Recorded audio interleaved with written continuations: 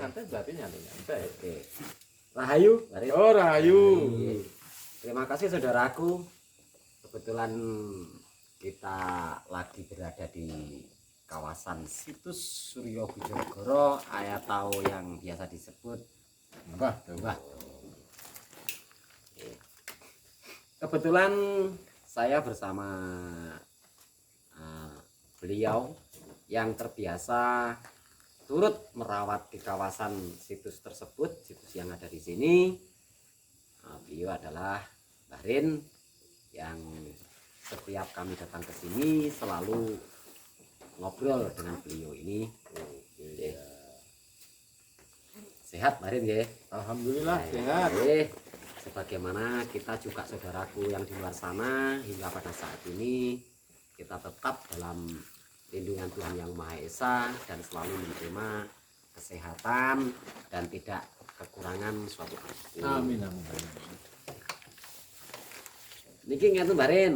Oke. Nah, menjawab pertanyaan yang ada di luar sana, pertanyaan-pertanyaan dari saudara di luar sana yang masih penasaran dengan beberapa situs yang ada di Alas Purwo, khususnya kebetulan malam ini kita ada di situs Suryo Bojonegoro di lereng Purwo, bagian dari situs yang ada di Taman Nasional Alas Purwo. Bisa dijelaskan ini sejarah yang ada di Suryo Bojonegoro itu, ini kok ada makam, ini sebenarnya yang di sana dimakamkan itu siapa atau apa, lalu perjalanan tersebut bagaimana kisah ini, sejarah ya bagaimana, monggo nyantai mawon.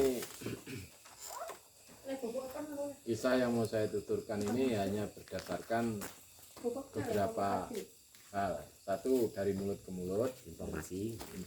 Yang kedua itu adalah pengalaman renungan dari, boleh dikatakan, spiritual. Jadi kalau dari mulut ke mulut itu saya kira memang kurang lengkap. Yang sangat sering saya dengar kalau dari mulut ke mulut itu Mbah Suryo Bojonegoro alias Mbah Do itu adalah tombak. Betul, itu kan? Ya, betul. Tapi tombak itu, tombaknya siapa, kenapa bisa ada di sini, perjalanannya dari mana kan nggak disebutkan, hanya tombak ya, namanya Mbah Do. Oleh karena itu beberapa saat yang lalu saya mendapat hasil dari renungan, boleh dikatakan itu sedikit dari petunjuk, itu menyebutkan begini. Ternyata Suryo Bojonegoro itu atau Mbah Dowo itu adalah memang betul dia tombak ya, yang mana tombak ini dulu itu yang menciptakan adalah Empu Barada. Ya, Empu Barada. Empu Barada itu hidup di era kerajaan Erlangga. Kediri ya. Kediri lah. Bisa dibilang itu pamonge Erlangga ya. Ya, pamonge. Tim penasihat, ketua penasihat. Ahli nujumnya lah gitu. Ya kenapa kok Empu Barada itu membuat tombak terus dia bisa ada di sini? Ini adalah dalam rangka untuk menghilangkan pengaruh jahatnya dari ilmu-ilmu yang ditebarkan oleh Nyai Calon Arang. Waktu itu masih dilanda Pak Geblok ya, Pak ya. Sebetulnya Nyai Calon Arang sendiri sudah berhasil dikalahkan oleh Empu Barada dalam sebuah pertarungan. Tetapi pengaruh ilmu jahatnya itu masih tetap berkeliaran di seluruh wilayah Kerajaan Erlangga. Oleh karena itu Raja Erlangga meminta kepada Empu Barada untuk segera dilenyapkan pengaruh-pengaruh ini. Barulah Empu Barada bergerak untuk membuat pusaka, khusus pusaka yang diperuntukkan sebagai tumbal yang bisa menghilangkan pengaruh kegelapan ini. Ya, supaya tidak disusul dengan musibah berikutnya gitu ya. Mungkin seperti itu mungkin ya. Ini ada rentetannya, kalau menurut saya hasil renungan itu ada rentetannya dengan makam yang di sebelah timur, namanya makam Joko Lelono, dan sebuah batu yang ada di ujung timur selatannya lagi, yang orang kampung sini nyebutnya batu Paseban. Kalau saya pribadi itu nyebutnya adalah Watu Papa atau batu yang atasnya itu rata. Karena apa? Pada saat Empu Barada mau menanamkan pusaka, itu Empu Barada itu bersemedi dulu di atas sebuah batu yang sampai sekarang batunya ini masih misterius. Nah, karena sudah selesai semedi di batu itu, ternyata pusaka itu mengambil tempat sendiri di sini, Sedangkan saking hebatnya batu ini yang disebut Watu Papa ini juga bisa mengalahkan egonya manusia, sehingga orang siapapun kalau duduk di situ itu bisa seperti terhipnotis.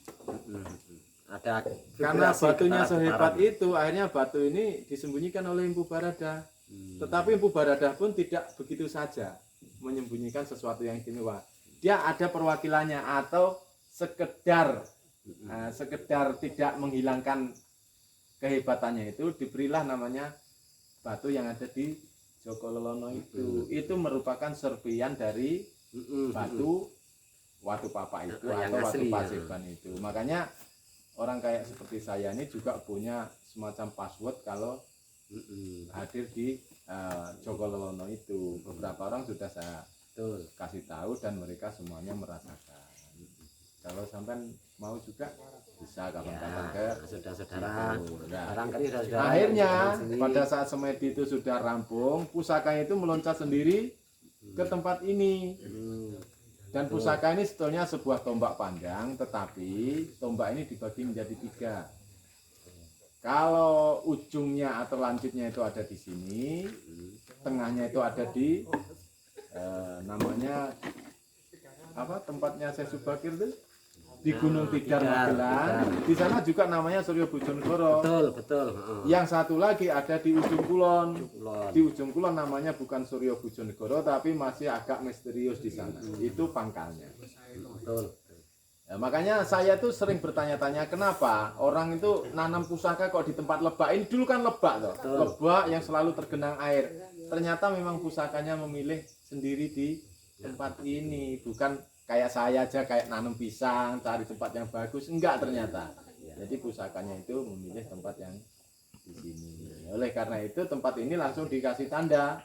Nah, tanda-tanda inilah yang kemudian ditemukan oleh anak-anak penggembala hewan pada saat Kutorejo hampir dibagi tanahnya pada tahun 47. Nah, setelah itu mulailah mereka bersemedi, baru ditemukanlah namanya, oh ini namanya Mbah Dowo alias Suryo Bojonegoro itu sendiri. Sebetulnya Suryo Bojonegoro itu bukan nama seseorang, bukan nama tombak, tapi Suryo Bojonegoro itu nama maksud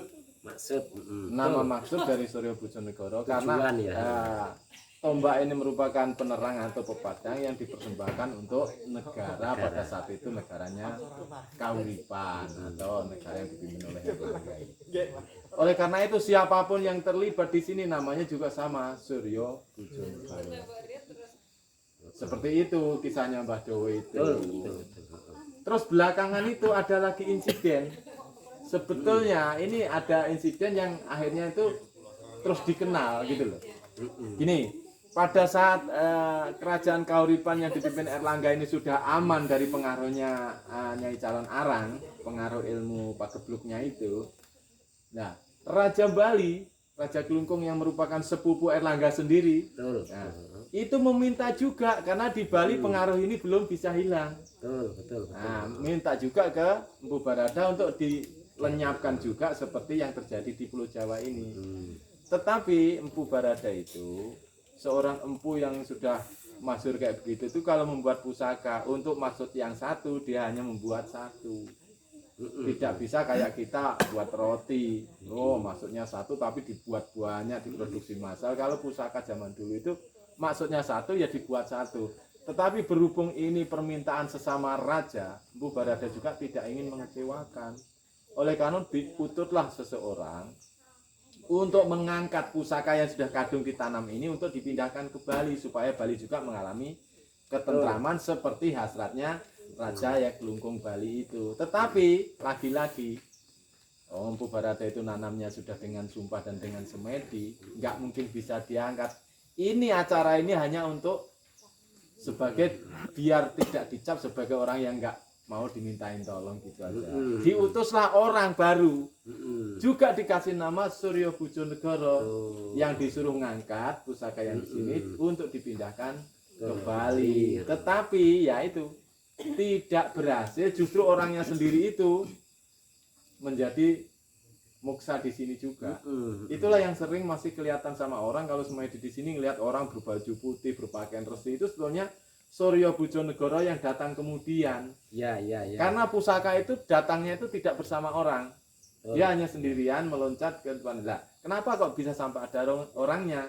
Lah itu namanya Suryo Bojonegoro yang dulu diutus oleh Empu Barada untuk memindahkan pusaka ini ke Bali, tapi tidak berhasil, malah ikut muksa di sini. Gitu langsung sejarahnya. Betul. Asli. Terima kasih. Oleh karena itu untuk saudara-saudaraku yang di luar sana, kalau terpanggil untuk berkunjung ke tempat ini, ya beginilah cerita atau tentang sekelumit sejarahnya tentang Suryo Bojonegoro. Sampai sekarang pun khasiat dari tombak Suryo Bojonegoro ini masih bisa terasa. Masih bisa dimanfaatkan untuk menghilangkan pengaruh-pengaruh jahat dari ilmu-ilmu sesat.